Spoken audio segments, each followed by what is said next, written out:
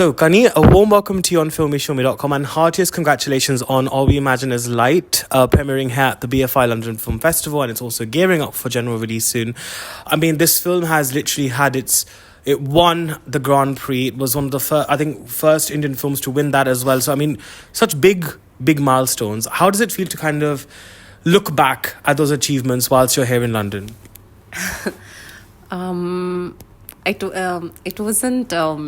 how do I say? When we got selected in the competition itself, it took days to sink in. Divya and I, my co-actor, when Payal told me this, we both were like, oh, okay, that's nice.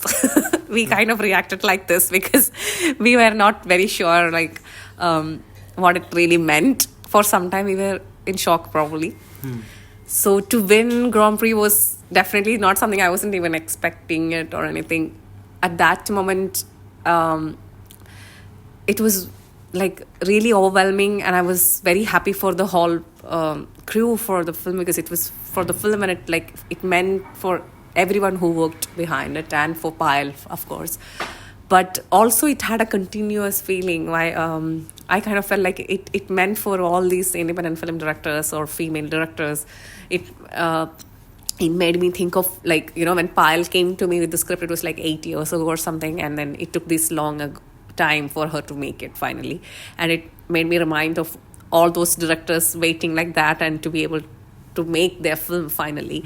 I thought this is meant for all of them. Maybe this will make maybe a step easier or something. That's how I've been feeling it. That's the feeling continuing with me always. Yeah, it's very interesting because now that I've met you, and I think the characters that you've played in both this film as well as even Girls Will Be Girls, I find them very interesting because I feel like they're very much burdened by the past. There's a burden that they have of the past. There's a certain sense of, because of their restrictions, not being able to see the younger generation also flourish. I think when you're delving into those complexities of the characters, how do you deal with that aspect as an actor? Because it must be very difficult, because you look completely different in real life to what you are on screen. For actually Shuchi's film, it was difficult for me. When I read the script, I was in Girls Will Be Girls. I was like, who is this mom? Why is she coming in the way of this guy? That's how this is my honest reaction. She must have said it in public multiple times. Because I did not know a mother like this, or I wasn't. The actor always doesn't have to know people like that, but that's for you to imagine, to do your research and everything. But I was very, who is this person? That's how my feeling was. So it took time for me to understand that character. In terms of, one was my co-actor Preeti. The day she came and she read the scene with me, I immediately kind of started understanding this character. Also, one day I had a discussion with Shuchi, the director. She was, she kind of helped me. She was kind of an open book. She was like, it's okay, you don't know it yet, but I can see that mother in you. Because my audition that she saw, it kind of convinced her that I probably can play it or whatever. I was like, I'm going to mess this character. I don't know what this person is. So I think it took a while for me. Girls Will Be Girls was quite hard for me. But Payal's story, even though now that you put it, I can also see the similarities, but also they are very different people, different class, and so different problems what they face and everything. But I do see what you mean. Payal's films, the script I read, it immediately I understood these people. All of them actually, I got them. So it was easier in terms of, to comprehend them intellectually or emotionally what they are in All We Imagine As Light. Girls Will Be Girls, I understood the girl, Preeti's character Meera, but Anila for me was like, this woman is crazy. But that's the beauty of Shuchi, I thought. She said, people are very complex. It's not that she did it only for this or she did it only for that. She's little, this attention wanting, and also sometimes enjoying even the new attention she's getting, and also being jealous of her own daughter at times, or wanting, and not at the same time wanting to be the best mother. I was like, okay, I get it. But after I played that part, or when the film released, many people that I know from the industry or outside have come to me and said, oh, my mother is like this, Kani, I totally get this person. Wow. And I was like, wow, I should have talked to you all. Yeah, I was going to say, we should have met you before. Yeah. So for me, for both film, I would say Shuchi, coming back to your question, Shuchi has really helped me find Anila physically more, like externally, how she would walk and sit, and like we kind of worked on it a little bit.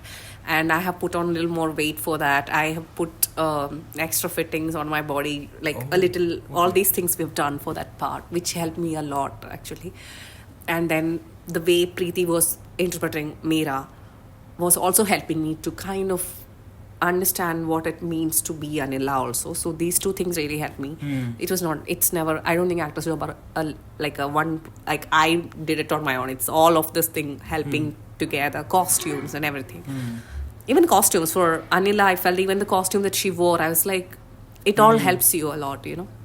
And for Piles, we had a lot of rehearsals, 2-3 weeks, to really kind of get the tonality of the, not just the character, of the whole scenography, the scene and mise-en-scene and everything. Pyle had a way of looking at it. So it was not just to find the character, it was also to get the whole tonality of the film for us. All actors had to find that as well. So we rehearsed quite a lot. So I think that much time, if anybody gives, I think if any other actor played, they would have also played, differently, but would have done the same job, I think, with Pyle. She really works hard, so...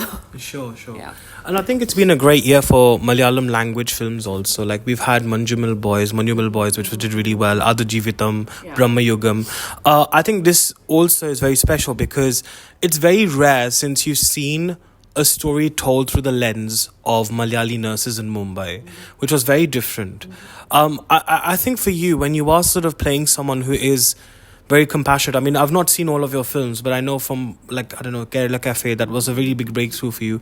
A lot of the characters you have, and there is also a bit of empathy that you have from what I've read up on them. So for you as a human being, to have empathy when playing characters, even if they are layered, like the two that we've discussed here, how important is that for you as an artist to have empathy? As an artist, in my personal life and otherwise? Personal and professional, both. I think, of course, for all of us, it's very important to have empathy. I don't think I should say it out loud. I think it goes without saying. As playing as an artist as well, but I also think when you play a character, I think some characters are not easy to play when it's not so clear where their empathy lies in. And for example, Shuchi told me one interesting thing. Like, she said, sometimes, Kani, I started liking Anila because the way sometimes you're empathizing with this mother as well, that you brought in. And I was like, everyone has their own right and wrong and their own side of empathizing with things as well, even when somebody can be so wrong and everything. So how do you find that? That's probably for me as an actor, to find into my character where that lies, so that the audience also doesn't, completely hate you or completely, disregard you. They're also trying to understand what kind of person this is. But of course, for me personally, I think empathy comes first. Then, if you come back to personally, empathy is really the most important thing in life. I fail also to show empathy at times, I feel, or I'm impatient or something, when I truly, genuinely regret it, the moments I have lost it. I think it's one thing everyone should absolutely, the one thing we have and the one thing we should hold on to, I believe.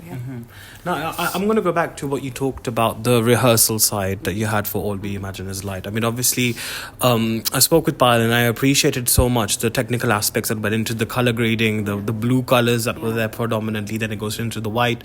So when you already have these technical aspects, for you to work with that as an actor, what impact does the technical aspects, i.e. the color grading and, the uniforms that you're wearing, the costumes, the technical aspects, what impact does it have on you as an artist when you're on set?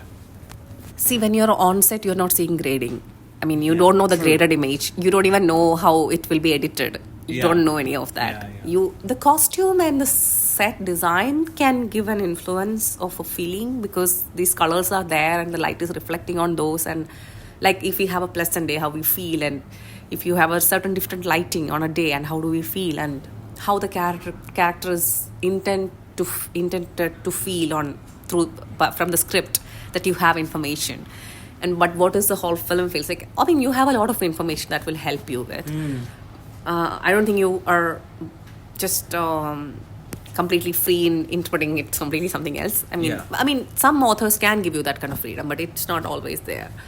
And I don't think it's necessary also always, but it really depends on all the information that the screenplay, that is the backbone of any film, I think, and it gives you a lot of information from that already, and then your director is there to help you, and the scenography and the costume and everything just adds into it, like, you know. Of course, it's very important, but I'm not going to take a tangent from the script itself, no matter what my scenography or my costumes are. I'm taking my base structure from the script, and then taking these are some elements that will help me and my dialogues. Those are the other most informative thing that will, when I do not speak, what is going on in my mind, and to when I speak, and that's the portion that will help anyone, I think. I think All We Imagine Is Lie and Girls Will Be Girls have definitely been big game changers for you, because obviously not only is it showing your brilliant craft, which you've had for many years, because you've been an actor. You've been an actor for many years. You've had some amazing. If I had the craft always, this I don't know. Yeah. Okay, talk to me. Why do you think that? And why do you think you don't not have? I think we have a room to improve. And if I started acting since it's been 24 years, I think I started acting in theatre, not films, but theatre and everything. But I think, of course, I hope I have improved. I don't think I have had the same craft back then, and I'm in the same place. At least I should have improved from wherever I was. Of course. but it's a really good point that you've made here, because I feel like, you know, when you began 24 years ago, I mean, I'm sure you must have been a very different person then. Yeah, I was just 15-year-old girl in school. Yeah. Well, there we go.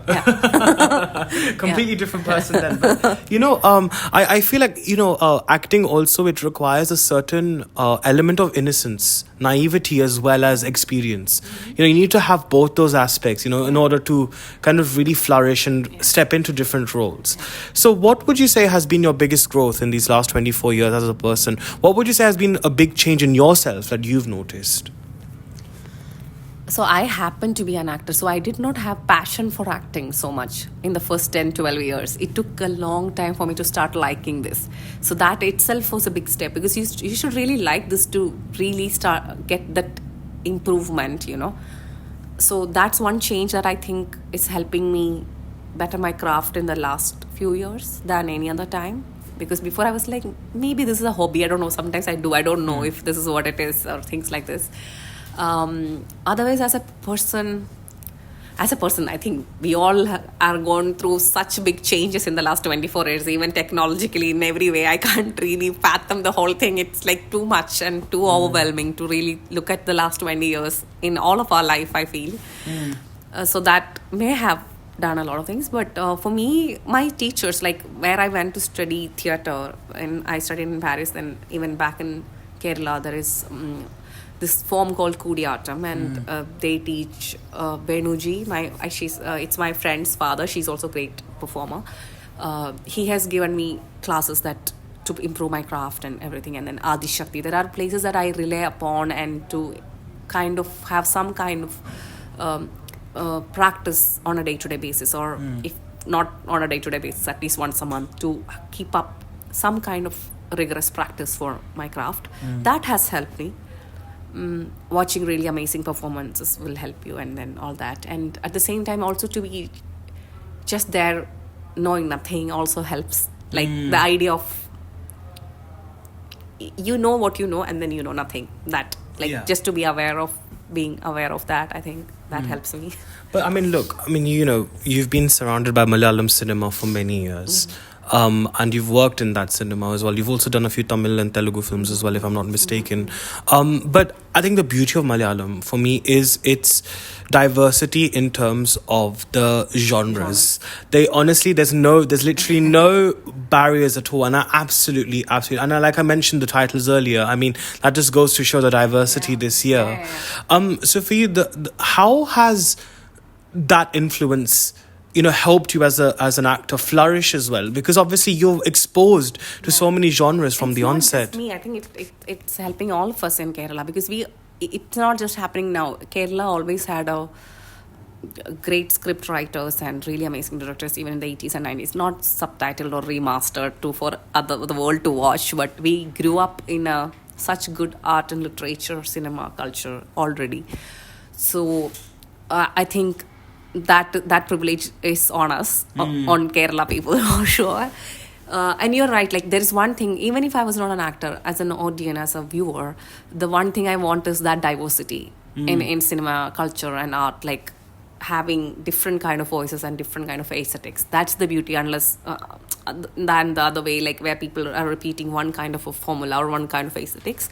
So we are just lucky to have that. And now that we have OTT platforms and subtitling and all that, thankfully everyone else can also see Malayalam cinema.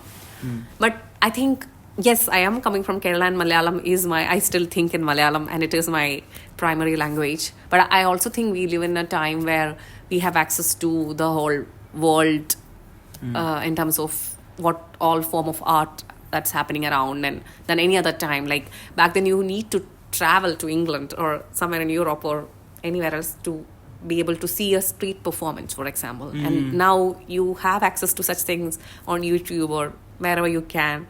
And I think that's great. Like, you know, it explodes a lot of new things on your mind. Like, yeah. And I think also there's a big revolution happening in Kerala right now, in Malayalam films in particular, especially when it comes out to addressing people who have done wrong and all of that. So the fact that you've literally worked with, I mean, I hate making it about gender politics, but I think it also, it deserves appreciation. The fact that, you know, you've worked with two female filmmakers and two very sensitive portrayals about stories through the female lens as well. What are you making of this? There's positive changes that are happening, but then if we look at Kolkata, there's also very bad things that are also happening. How do you find yourself in this whole polarized world that we live in today? And how does it help? Does it help you, or does it sort of hinder you as an actor, you know, when you see these things? I mean, I don't think the world today is not when it's polarized. It was always like that. We probably had the lack of information back then, maybe lack of a lot of news or what's happening around. I think it's than any other time we get the news almost everywhere. I think all of this was happening always. Maybe right now at least we are voicing it out more publicly and trying to share our news and to be, I mean, I think we are all looking for a better future and more civilized and sensitive and like kinder way of expressing with each other. That's why we are hearing more, because we are addressing every single thing that to be addressed than any other time. I think all this was always there. We probably were lucky to not hear, but I don't think it didn't exist. True. Yeah. I think in terms of your career and the sort of dynamics now, because you've had such brilliant international acclaim, and I think it's so heartening to see. What do you hope in terms of future projects, in terms of the future roles that you get now, after the success of the two films that you've had this year? I don't have such hopes just for me like that. What my hope is truly for, I know a lot of talented, amazing actors in India, writers, directors, anything. I just hope the world, I don't want any success just for my own journey. That's not how I see it. I see it as a group of a lot of people who are artists in India that lives there, who gets the opportunity to perform, if they're actors or directors who can make their films the way they wanted to without compromising on anything, and to get the right producers. I just hope all these recognitions, like I individually get or anyone else gets, culminates to a better space for everyone rather for one's journey. That's how I see it. Yeah. Right. And is there anything that we can look forward to after All We Can Imagine Is Light? Nothing. I mean, there is one Malayalam web series or Malayalam film, so I don't know. Talk to me about that, because I don't think it's yet to be. Yeah, so I'm not talking much about it. But these NDAs, I tell you, they kill us all. But I don't know, like these are, I mean, nothing like in the grasp, like this kind of international projects, nothing that I sign now, but these are all regional things. No, but rooted is important, you know. I think it's a fine balancing, you know, Kani, because I was having this debate with a friend of mine that, you know, is it because Garibi stories or stories about poor people, is that always going to get us the Oscars? Is it always going to get us the international claim? But I think... What I meant is it's not international productions. Like, that's not what Yeah, no, but I think that's what I was going to say. Your film is actually a very good game changer in that sense, where it's about the working class. It's people who are working to survive. You know, and I think that's a positive change, isn't it? Yeah. And generally, the stories that comes to me or my some fellow actors are like this woman who got raped and then got attacked and then don't have job and then got divorced and then like so much survival drama stuff. And I'm like, where are just people living? Like, Yes, exactly. sometimes we wonder. Yeah, too much trauma. But I'm glad that's changing, and I'm really happy for you. And congratulations, Kani, on such a game-changing year. So congratulations. Thank you so much. Thank you. Thank you. Thank you.